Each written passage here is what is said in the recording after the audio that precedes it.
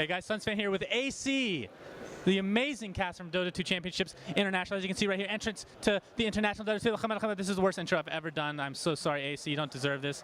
How are you doing so far, man? It's been a good day. You could say that. I just got to see 2 Dindy Pudge games in a best of 3. I got to see Fountain Hooks. I got to see an unbelievable conclusion to one of the most memorable series I've ever casted. I think I'm doing all right. You mean the 90 million minute match wasn't memorable for you? Oh, no, that was memorable. Like I've been telling everyone, life is balance. I got a 98-minute match, which was very much a grind fest, nothing but hard carry and farm, real hard agriculture.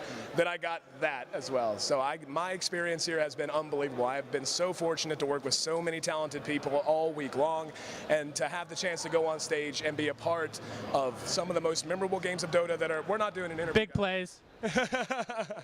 But some of the most memorable games of Dota of all time. Just truly a magical week for me. I know you try to stay away from picking your favorite teams and whatnot, but if you had to pick a team, not your favorite per se, but perhaps the strongest, Alliance, obviously a lot of people picking them. Do you think anybody other than Alliance can actually finish them off in some fashion? I mean, let's be real. Na'Vi just pulled off something that people are going to be talking about for years. I mean, it's going to be years from now people are going to remember that game. And yes, the game itself was good, but what defined that game is what Na'Vi's able to do with their composition, their confidence. They're willing to put it all on the line with strange picks. They're willing to go out on a limb, and you can't teach that. That's something that just comes from those players, their character, who they are. Any team like that can't be counted out. I make no mistake, Alliance is going to be the favorite going into the upper bracket finals. But just speaking of Alliance, what makes them the favorite in my mind isn't just how well they're playing. If you talk to the guys, you'll see them occasionally here. Their minds are in such a good place. They're in such a calm, confident place. That makes them a seemingly unstoppable juggernaut. But again, how do you pick around, or how do you draft around the idea of a Dindy Pudge? Do you start banning it early? Do you let it through and take that risk? It's very much feast or famine, but at the same time, it's a liability that most teams, Alliance included, are not used to having to deal with. So when it comes to picking favorites, really there are only 2 names that I would put in that category, but I'd put them right side by side. That's Na'Vi and Alliance. Now, last question here, and we let you go. Compared to TI2, how does this compare exactly? Because TI1, I've been saying this all day. TI1 to TI2, night and day, like completely different atmosphere. Obviously, there wasn't even a crowd really.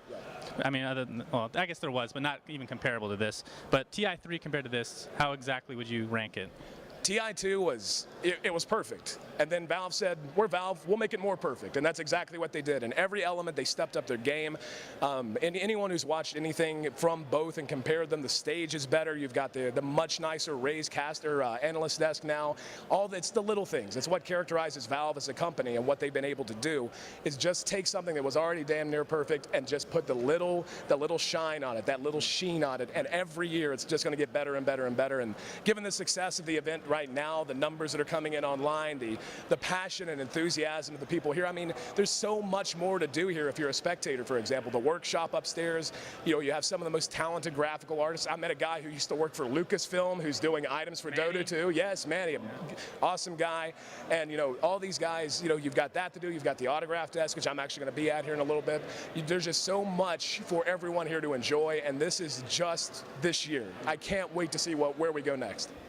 This is the nicest man in esports. I was watching him through, you guys can't see it, but there's doors here, and he was giving away things to homeless people. I'm actually afraid you're just going to give like your wallet one of these days. Like, what is the deal, man? I don't keep my wallet in my back pocket anymore. I keep it in a bag. That way, like, yeah. Well, I feel bad. I do.